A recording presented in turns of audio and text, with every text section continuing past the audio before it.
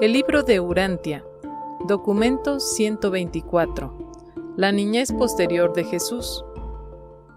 Aunque Jesús hubiera tenido en Alejandría mejores oportunidades educacionales que en Galilea, no se hubiera encontrado en un medio ambiente tan espléndido para hacer frente a sus problemas de la vida, con el mínimo de guía didáctica, disfrutando al mismo tiempo de la gran ventaja de una relación constante con tan gran cantidad de hombres y mujeres de todo tipo que provenían de todas las regiones del mundo civilizado.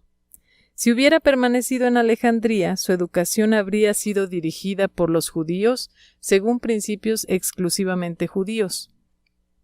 En Nazaret recibió una educación y una capacitación que lo prepararon mucho mejor para comprender a los gentiles y le proporcionaron una idea mejor y más equilibrada de los relativos méritos de los puntos de vista oriental o babilónico y occidental o helénico de la teología hebrea. 1. El 9º año de Jesús, año 3 después de Jesucristo. Aunque no se pueda decir que Jesús hubiera estado jamás gravemente enfermo, sufrió algunas de las enfermedades menores de la infancia durante este año, juntamente con sus hermanos y su hermanita. En la escuela seguía siendo un estudiante favorecido, con una semana libre por mes. También seguía dividiendo su tiempo en partes más o menos iguales entre viajes a las ciudades vecinas con su padre, estadías en la granja de su tío al sur de Nazaret y excursiones de pesca desde Magdala. La dificultad más grave que ocurriera hasta el momento en la escuela se produjo a fines del invierno, cuando Jesús se atrevió a discutir la enseñanza del Chazán, de que todas las imágenes, pinturas y dibujos eran de naturaleza idólatra. A Jesús le gustaba dibujar paisajes y modelar en arcilla una gran variedad de objetos. Todo eso estaba estrictamente prohibido por la ley judía, pero hasta ese momento había podido controlar las objeciones de sus padres para que le permitieran continuar con estas actividades. Pero hubo problemas en la escuela cuando uno de los estudiantes menos brillantes descubrió a Jesús haciendo un retrato al carbón del maestro sobre el piso del aula. Ahí estaba el retrato, tan claro como la luz del día, y muchos de los ancianos lo vieron antes de reunirse en consejo y apersonarse ante José para exigirle que algo tenía que hacer para reprimir la desobediencia de su hijo mayor. Aunque no era la primera vez que José y María recibían quejas sobre las reacciones de su versátil y enérgico niño, se trataba de la acusación más seria hasta el momento. Por un rato Jesús escuchó las acusaciones relativas a sus esfuerzos artísticos, sentado en una gran piedra junto a la puerta trasera. Le molestó que culparan a su padre por sus así llamados pecados. Entonces entró a la casa, enfrentándose sin temor a sus acusadores. Los ancianos quedaron desconcertados. Algunos tendían a ver el aspecto humorístico de este episodio, mientras que uno o dos parecían pensar que el niño era sacrílego, o por lo menos blasfemo. José estaba perplejo, María estaba indignada, pero Jesús insistió en que se le escuchara. Lo dejaron hablar y defendió valientemente su punto de vista, concluyendo con gran dominio de sí mismo que acataría la decisión de su padre tanto en este asunto como en toda otra divergencia. Y el consejo de ancianos partió en silencio. María intentó convencer a José de que le permitiera a Jesús modelar la arcilla en la casa, siempre y cuando prometiesen no llevar este tipo de actividad dudosa a la escuela. Pero José se vio obligado a decidir que la interpretación rabínica del segundo mandamiento debía prevalecer.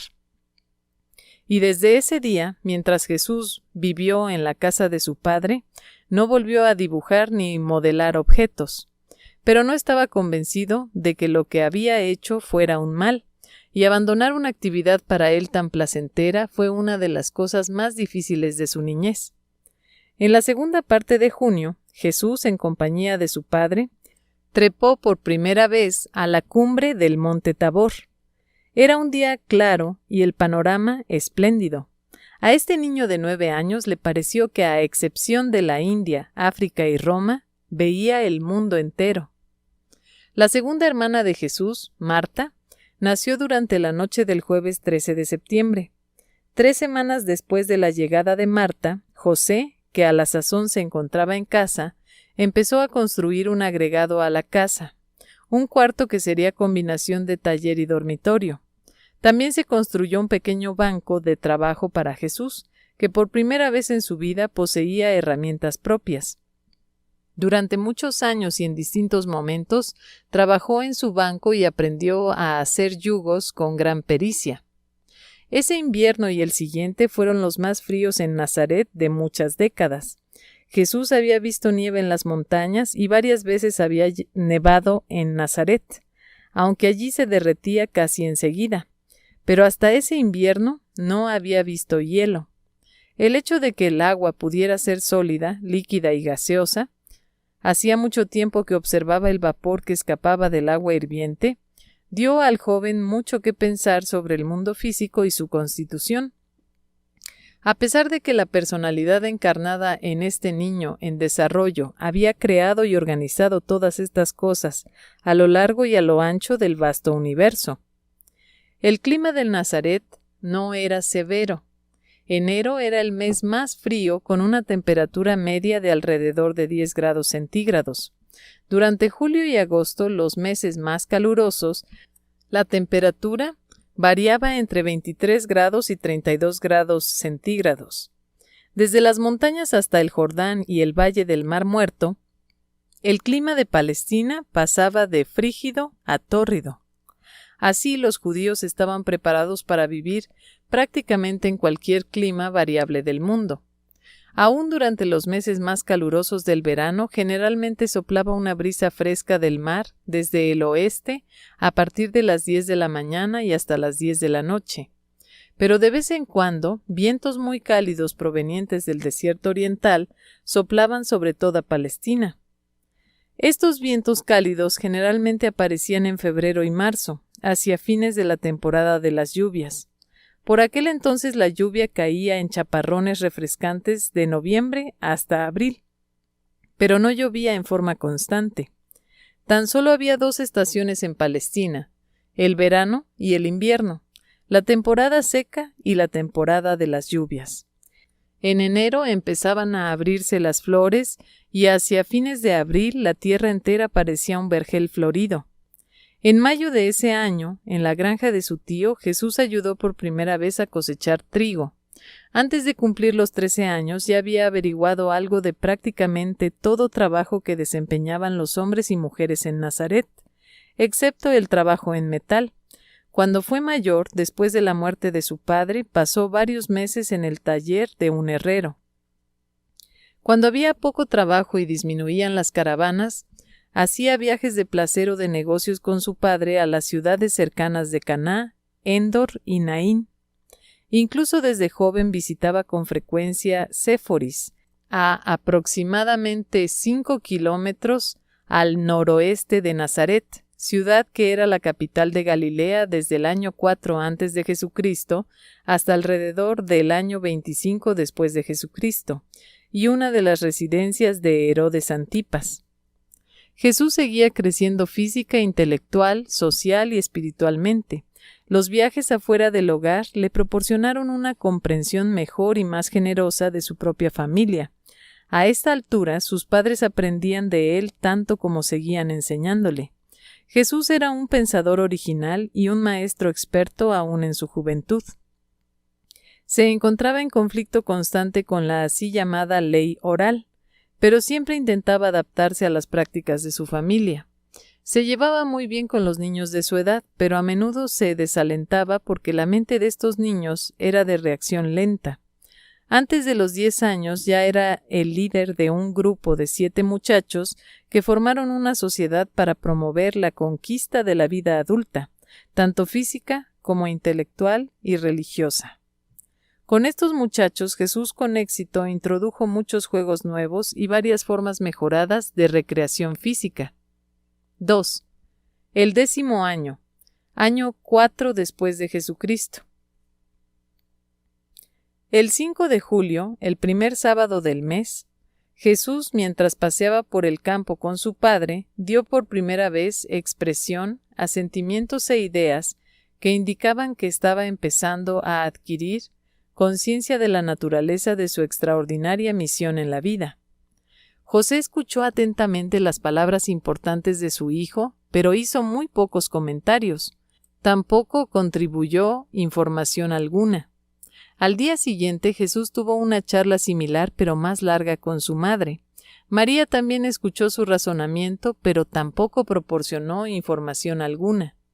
Pasaron casi 2 años antes de que Jesús nuevamente hablara con sus padres sobre la creciente revelación dentro de su propia conciencia, sobre la naturaleza de su personalidad y el carácter de su misión en la tierra. En agosto ingresó a la escuela avanzada de la sinagoga. En la escuela creaba constantes problemas por sus preguntas permanentes. Más y más mantenía a Nazaret en batahola. Sus padres no querían prohibirle que hiciera esas preguntas inquietantes, y su maestro principal se interesaba mucho en la curiosidad, inteligencia y sed de conocimientos del muchacho. Los compañeros de juego de Jesús no veían nada sobrenatural en su conducta. En la mayoría de los aspectos él era semejante a ellos. Su interés por el estudio era un tanto superior al término medio, pero no totalmente singular. Es verdad que hacía más preguntas en la escuela que los demás niños en su clase. Tal vez la más desusada y notable característica era el hecho de que se negara a luchar por sus derechos. Era un muchacho bien desarrollado para su edad. Por eso sus compañeros de juego se sorprendían de que no se defendiera de las injusticias ni de los abusos personales. En realidad no sufrió mucho por este rasgo, debido a su amistad con Jacob, su vecino, que era un año mayor. Jacob era hijo del albañil, socio de José. Jacob admiraba profundamente a Jesús y se aseguraba de que nadie se aprovechase de la aversión de Jesús por la lucha física. Varias veces ocurrió que jóvenes mayores y mal educados atacaron a Jesús, contando con su notoria docilidad, pero siempre sufrieron un castigo expedito y seguro de su autonombrado campeón y siempre listo defensor, Jacob, el hijo del albañil. Jesús era el líder aceptado entre los muchachos nazarenos que tenían los ideales más elevados de su tiempo y generación. Sus amigos juveniles lo amaban verdaderamente, no solo porque era justo, sino también porque poseía una rara comprensión que llegaba al amor y que rayaba en la compasión discreta. Ese año empezó a mostrar una marcada preferencia por la compañía de personas mayores. Le gustaba hablar de temas culturales, educacionales, sociales, económicos, políticos y religiosos, con mentes más adultas, y su profundidad de raciocinio y agudeza de observación tanto encantaban a los adultos que lo conocían, que siempre estaban dispuestos a conversar con él. Hasta el momento en que tuvo que hacerse cargo de mantener el hogar, sus padres trataban de que se asociase con los de su propia edad, en vez de conversar con adultos mejor informados con quienes él prefería estar. Hacia fines de ese año, pasó 2 meses con su tío en el mar de Galilea, pescando y aprendiendo mucho. Antes de llegar a la vida adulta, ya era un experto pescador. Su desarrollo físico continuaba. Era un estudiante avanzado y privilegiado en la escuela. Se llevaba relativamente bien en el hogar con sus hermanos y hermanas más jóvenes, teniendo la ventaja de contar con 3 años y medio más que el mayor de otros niños. Todos tenían buena opinión de él en Nazaret, a excepción de los padres de algunos de los niños menos inteligentes que lo acusaban de impertinencia, opinando que no mostraba suficiente humildad y reserva juvenil. Cada vez más intentaba dirigir las actividades de juego de sus amigos juveniles hacia campos más serios y razonables. Era un maestro innato y no podía dejar de actuar como tal, aun cuando supuestamente jugaba. José comenzó muy pronto a enseñar a Jesús las diversas maneras de ganarse la vida, explicándole las ventajas de la agricultura sobre la industria y el comercio. Galilea era un distrito más hermoso y próspero que el de Judea, y vivir en Galilea costaba un cuarto de lo que costaba vivir en Jerusalén y Judea. Era una provincia formada de aldeas agrícolas y florecientes ciudades industriales, con más de 200 ciudades de más de 5,000 habitantes cada una y 30 de más de 15,000 habitantes.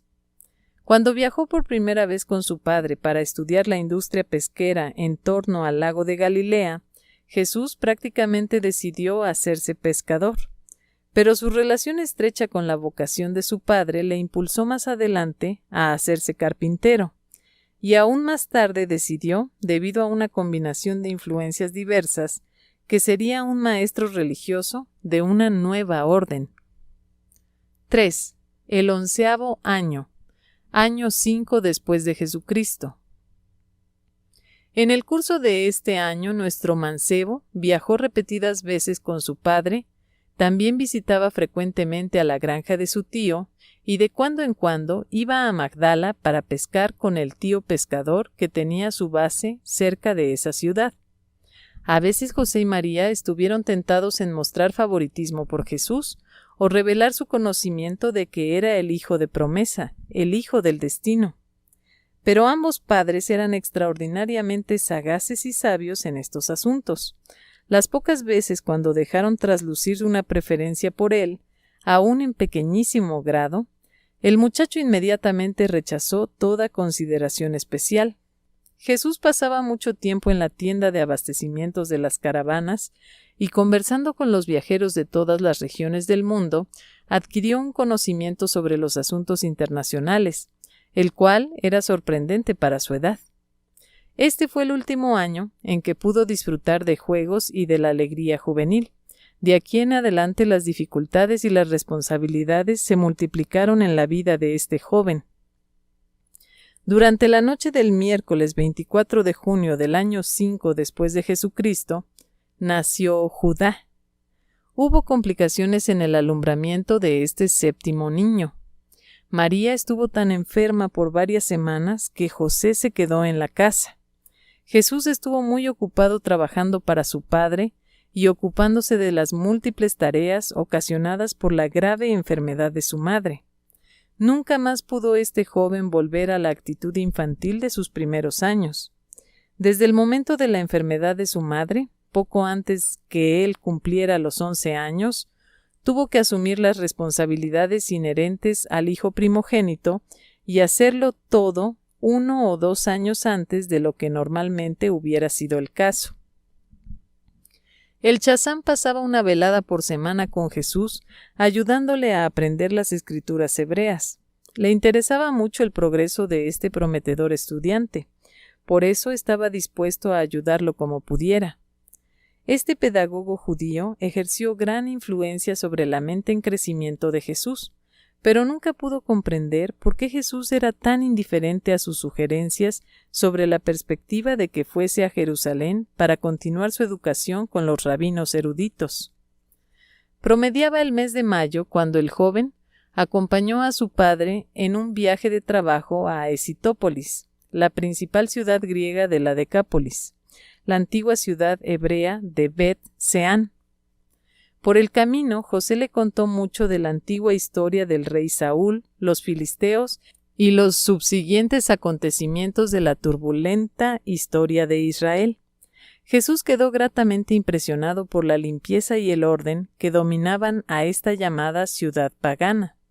Se maravilló del teatro al aire abierto y admiró el hermoso templo de mármol dedicado a la adoración de los dioses paganos. José se preocupó mucho por este entusiasmo del joven y trató de contrarrestar estas impresiones favorables, hablándole de la belleza y de la magnificencia del templo judío en Jerusalén. Jesús muchas veces había observado con curiosidad esta magnífica ciudad griega desde la colina de Nazaret, preguntando qué eran las amplias obras públicas y los elegantes edificios. Pero su padre siempre evitaba contestar estas preguntas. Ahora, encontrándose cara a cara con las bellezas de esta ciudad gentil, José no pudo ya dejar de prestar atención a las preguntas de Jesús. Ocurrió que por aquella época se estaban realizando los Juegos Competitivos Anuales y las demostraciones públicas de proeza física entre las ciudades griegas de la Decápolis en el anfiteatro de Escitópolis.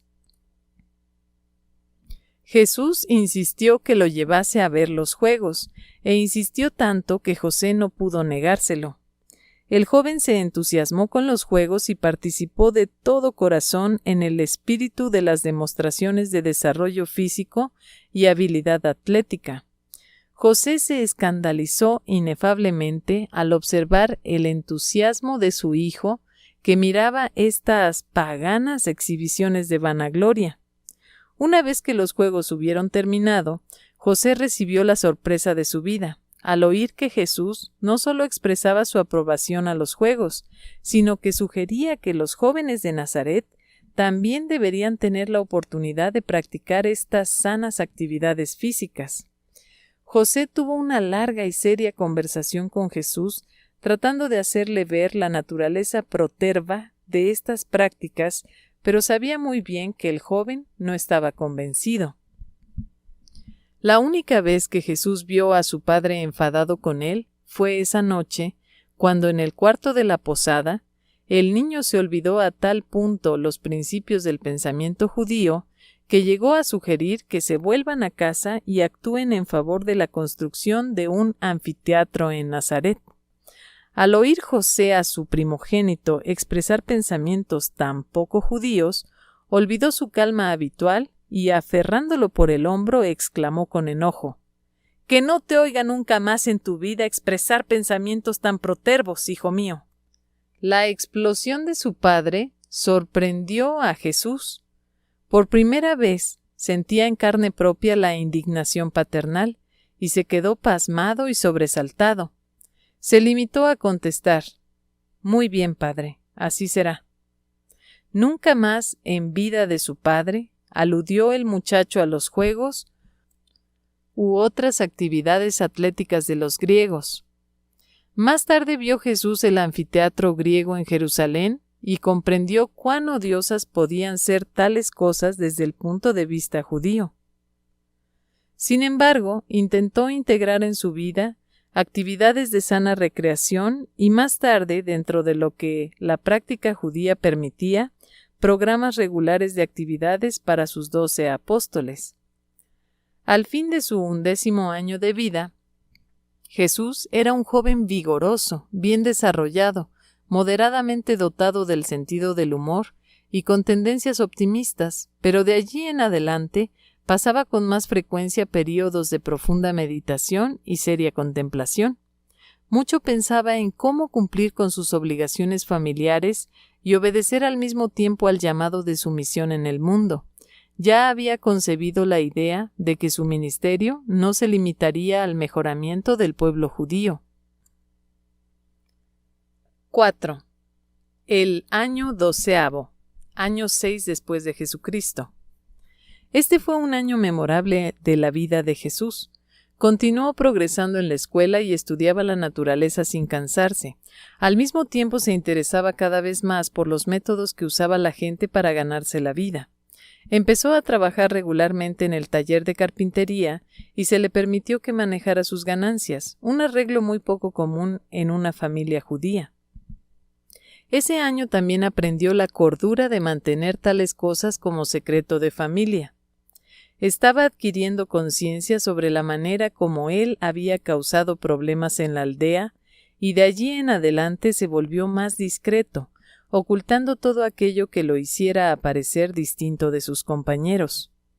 Durante todo este año tuvo muchas temporadas de inseguridad y hasta de dudas respecto a la naturaleza de su misión. Su mente humana en desarrollo natural aún no podía comprender llenamente la realidad de su doble naturaleza. El hecho de que tenía una sola personalidad le hizo difícil para su conciencia reconocer el doble origen de esos factores que componían la naturaleza asociada con la misma personalidad. Desde ese momento en adelante las relaciones con sus hermanos y hermanas mejoraron mucho.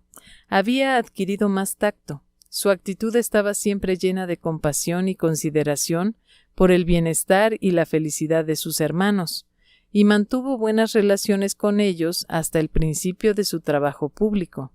Para ser más explícito, se llevó muy bien con Santiago, Miriam y los 2 niños más pequeños, Amós y Ruth, que aún no habían nacido. Siempre se llevó bastante bien con Marta. Los problemas que tuvo en el hogar surgían de fricciones con José y Judá, y particularmente con este último. Criar a un ser que reunía tan inaudita combinación de divinidad y humanidad fue tarea sumamente difícil para José y María. Son pues merecedores de admiración por haber cumplido con sus deberes paternos tan fielmente y con tanto éxito. Los padres de Jesús sentían cada vez más que había algo de sobrehumano en su hijo mayor, pero nunca se imaginaron que este hijo de promesa fuese en verdad el creador de este universo local de cosas y seres. José y María vivieron y murieron sin llegar a saber que su hijo Jesús era realmente el creador del universo, encarnado en carne mortal. Durante este año, Jesús se ocupó más que nunca de la música, mientras continuaba enseñando a sus hermanos y hermanas en el hogar. En esta época el muchacho se volvió agudamente consciente de la diferencia entre el punto de vista de José y el de María sobre la naturaleza de su misión. Mucho reflexionó sobre las opiniones opuestas de sus padres, escuchando frecuentemente sus discusiones cuando creían que estaba dormido. Cada vez más se inclinaba hacia el punto de vista de su padre, de modo que su madre estaba destinada a sufrir al darse cuenta de que poco a poco su hijo no aceptaba sus consejos en asuntos que tuvieran que ver con su carrera en la vida. Con los años, esta brecha de incomprensión entre ellos fue incrementándose. María comprendía cada vez menos el significado de la misión de Jesús, y cada vez más a esta buena madre le dolía la omisión de su hijo favorito de llevar a cabo sus esperanzas anheladas. José cada vez se convencía más de la naturaleza espiritual de la misión de Jesús. Aparte de otras razones más importantes, es una pena que no hubiera vivido para ver la realización de su idea del autootorgamiento de Jesús en la tierra. Durante su último año en la escuela, cuando contaba 12 años, Jesús recriminaba a su padre la costumbre hebrea de tocar un trozo de pergamino clavado en el marco de la puerta y luego besar el dedo que lo había tocado una vez que entraban o salían de la casa, y era costumbre decir, como parte de este rito: «El Señor protege nuestra entrada y nuestra salida, de ahora en adelante y para siempre jamás». José y María habían explicado a Jesús repetidas veces la razón por las que estaba prohibido dibujar, pintar o moldear imágenes, alegando que estas creaciones podían ser usadas para fines idólatras. Aunque Jesús no comprendía plenamente la prohibición de dibujos e imágenes, tenía una mente altamente lógica y, por consiguiente, manifestó a su padre la naturaleza esencialmente idólatra de esta costumbre del pergamino en la puerta. José acabó por quitar el pergamino después de las objeciones de Jesús. Con el correr del tiempo, Jesús modificó considerablemente la práctica religiosa de su familia, tales como los rezos y otras costumbres. Muchas de estas cosas eran posibles en Nazaret porque su sinagoga estaba bajo la influencia de la escuela liberal de rabinos, como por ejemplo el renombrado maestro de Nazaret, Josué. Durante el curso de este año y de los 2 siguientes, Jesús sufrió grave aflicción mental al tratar constantemente de reconciliar su punto de vista personal sobre las prácticas religiosas y amenidades sociales con las creencias de sus padres. Lo perturbaba el conflicto entre el impulso de lealtad hacia sus propias convicciones y los dictados de su conciencia que le ordenaban sumisión a sus padres. Este supremo conflicto se desarrollaba entre los 2 grandes mandatos de suprema importancia en su mente juvenil. Uno era: sé fiel a los dictámenes de tus más altas convicciones de verdad y rectitud.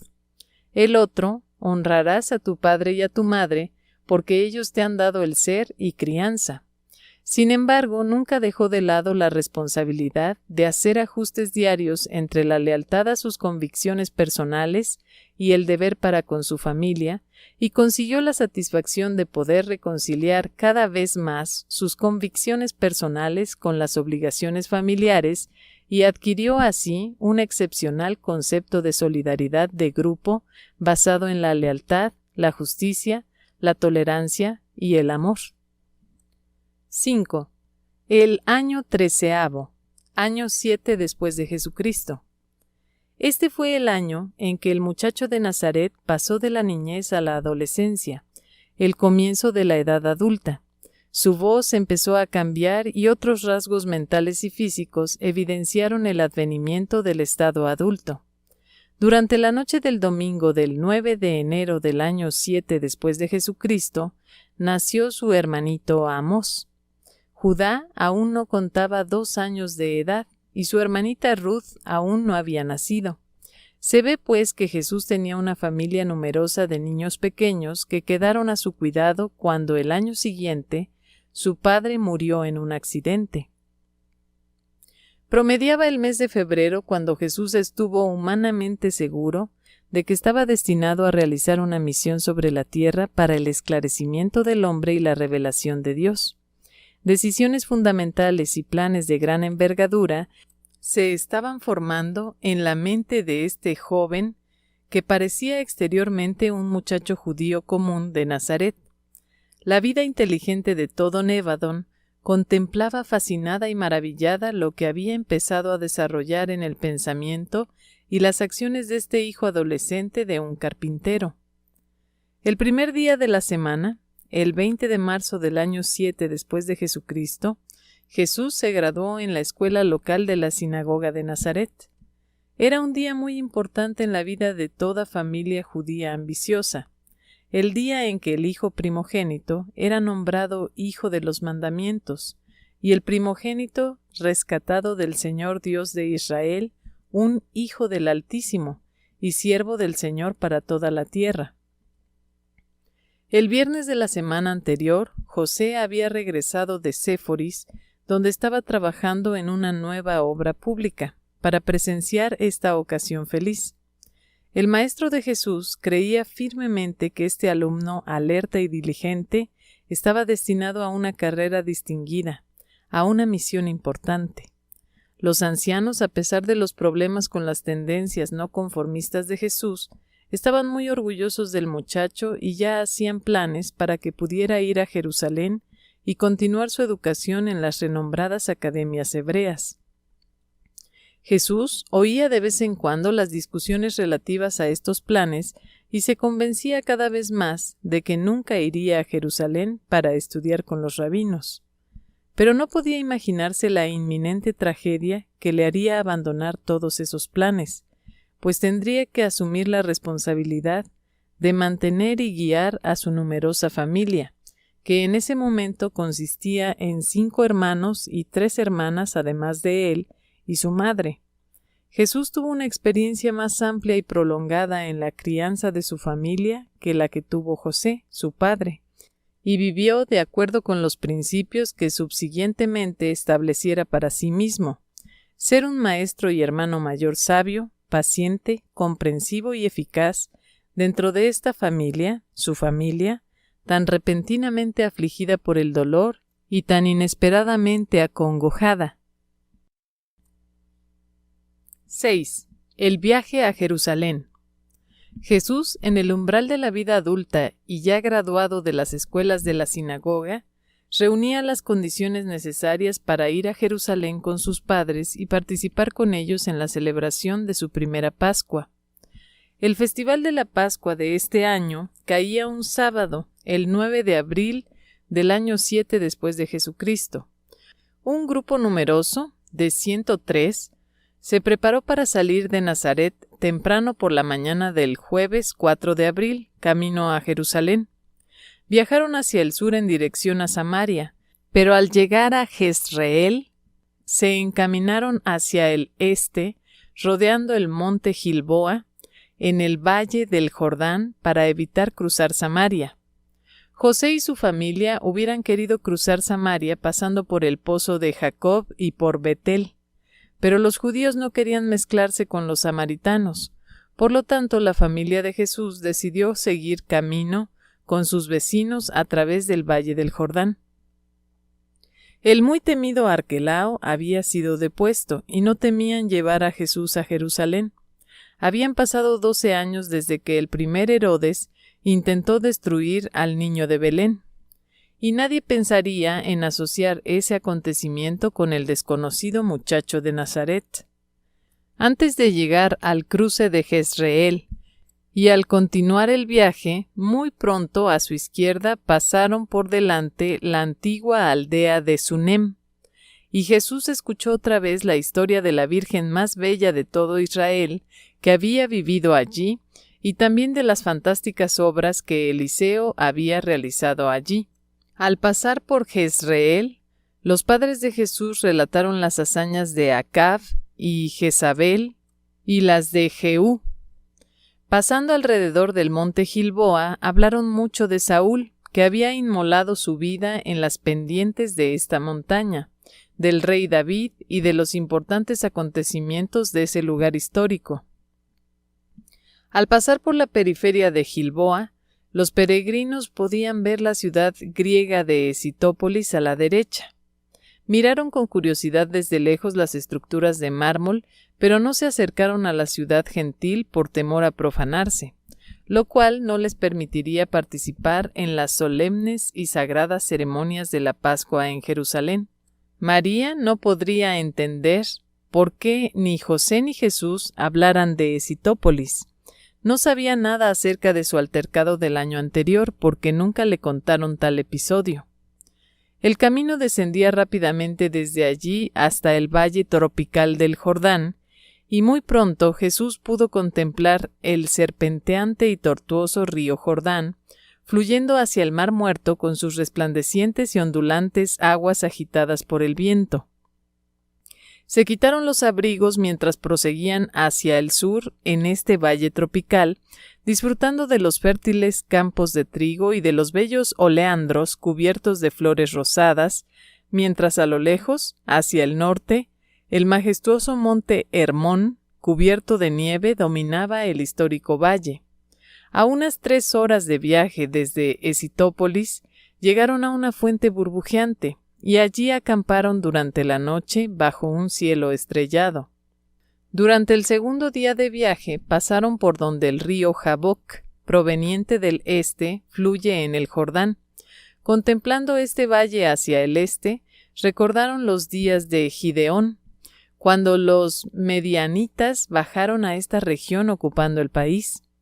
Hacia fines del segundo día de viaje acamparon junto a la montaña más alta que domina el valle del Jordán, el monte Sartaba, en cuya cumbre estaba la fortaleza alejandrina donde Herodes había encerrado a una de sus esposas y sepultado a sus 2 hijos estrangulados.